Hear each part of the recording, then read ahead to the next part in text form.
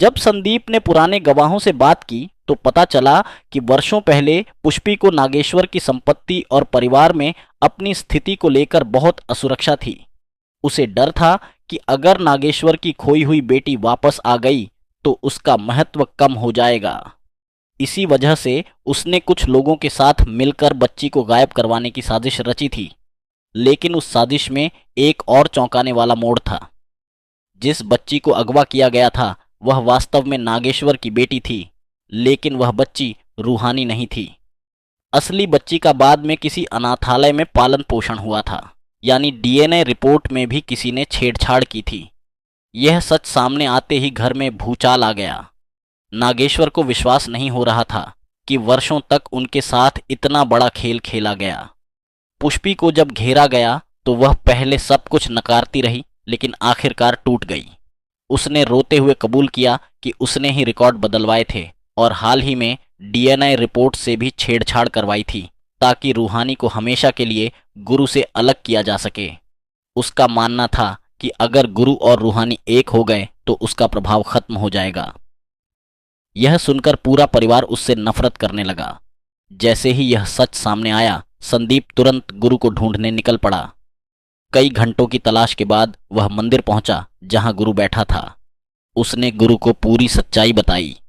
पहले तो गुरु को यकीन नहीं हुआ, लेकिन जब उसने सारे सबूत देखे तो उसकी आंखों में खुशी के आंसू आ गए। उसे लगा जैसे भगवान ने उसकी जिंदगी वापस लौटा दी हो।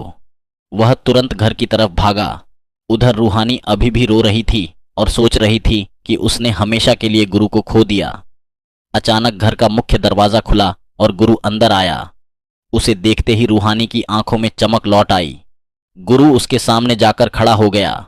कुछ पल दोनों एक दूसरे को देखते रहे। फिर गुरु ने उसका हाथ पकड़ लिया और कहा कि अब कोई उन्हें अलग नहीं कर सकता। यह सुनते ही रूहानी फूट फूट कर रो पड़ी। उसने गुरु को गले लगा लिया।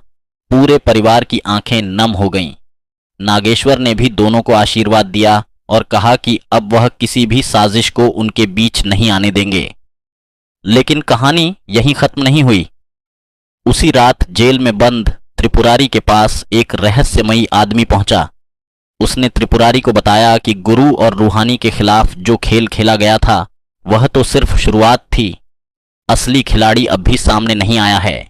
उस आदमी ने कहा कि नागेश्वर परिवार का सबसे बड़ा दुश्मन अभी भी आजाद घूम रहा है और जल्द ही ऐसा तूफान लाएगा जिससे पूरा परिवार बिखर जाएगा। यह सुनकर त्रिपुरारी भी हैरान रह गया। दूसरी तरफ उसी समय नागेश्वर के घर के बाहर एक काली कार आकर रुकी। उसमें से एक महिला उतरी जिसके चेहरे पर घूंघट था। उसने घर की तरफ देखा और धीमे से कहा, 20 साल पहले जो अधूरा काम रह गया था उसे पूरा करने मैं वापस आ गई हूं। उसके हाथ में एक पुरानी तस्वीर थी जिसमें नागेश्वर, उनकी पत्नी और 2 छोटी बच्चियां दिखाई दे रही थीं।